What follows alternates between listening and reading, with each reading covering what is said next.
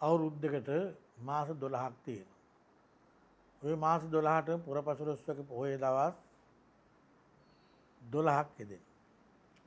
ඔය 12න් බොහෝ වෙලාවට සිංහල බෞද්ධ වශයෙන් අපේ ශාස්ත්‍රෝදය බුදුරජාණන්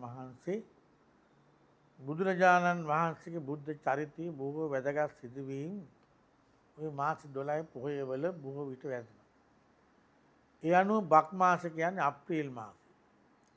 අප්‍රේල් මාසයේ බක් පොහොය දවස අපිට වැදගත් වන්නේ ලෝතර භාග්‍යවත් බුදුහාමුදුරුවෝ ලංකාවට 3 වතාවක් වැඩම කළා. ඒ 3 වතාවෙන් දෙවන වතාවේ මේ ලංකාදීපයේ බුදු සිරිපා පහසින් පවිත්‍ර භාවයට පත් උනේ බක් මාසේ පුරපසළොස්වක පොහොය දවසක.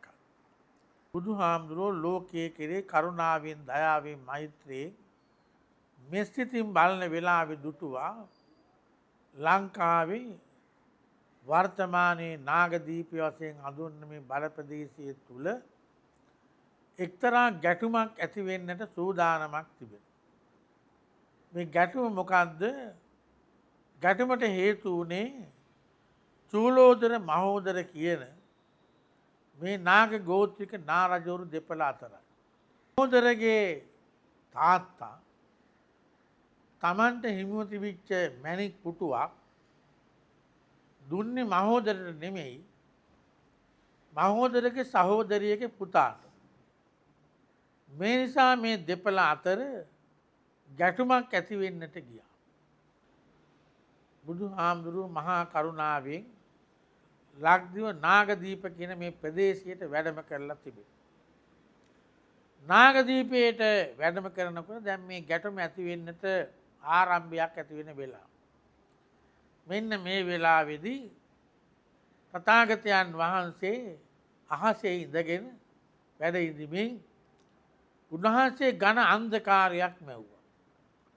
ඝන අන්ධකාරයක් මැව්වහම මේ අඳුරට බය වුණා මේ නාග ගෝත්‍රිකයෝ ටික. තථාගතයන් වහන්සේ නැවතත් ආලෝකයක් ඇති කළා. අහසේ වැඩ ඉන්න තුල්ලොවට අග්‍ර වෙච්ච ලෝතුරා භාග්‍යවත් බුදුරජාණන් වහන්සේ දැකලා එතන ඉඳලම පහත ඉඳගෙන මේ ඇත්තු නමස්කාර කළා. උන්වහන්සේ පහළට වරිනකොට චූලෝදරයි මහෝදරයි මේ දෙන්නම අර ගැටුමක් ඇති වෙච්ච හේතු වන මැණික් පුටුව බුදුහාමුදුරන්ට පූජා කළා.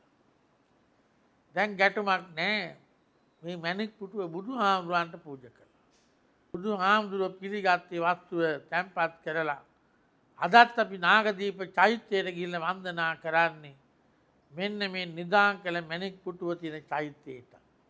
ඒ නිසා ඉවන් තා වැදගත් දවසක් තමයි බක් මාසේ පුරපසළොස්වක පොහොය දවස කියන්නේ.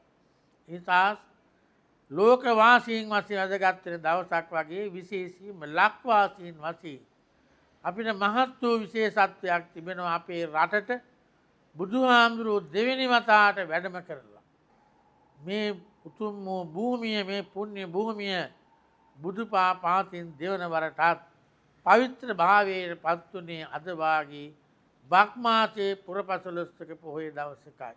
මේ නිර්මල දහම් පවතින මේ ලක්වාසී හැම දිනාටම තුනුරුවන් සරණින් දෙවි රැකවරණින් නිරෝගී සුවය සැලසේවා කියලා ප්‍රාර්ථනා කරන ගමන් මේ එළඹෙන්නා සිංහල අලුත් අවුරුදු තුල හැම දෙයකින්ම අලුත් වෙනවා වගේ චරිතේනොත් නැවුම් බවට පත් වෙලා කළ වැරදි අත්පැත්තකට දාලා හොඳ ගතිගුණ ඇති කරගෙන වාසනාවන්තව ජීවිතයන් ගත කරන හැම දිනාටම ශක්තිය දිරිය වාසනාව සැලසේවා කියලා ප්‍රාර්ථනා කරනවා.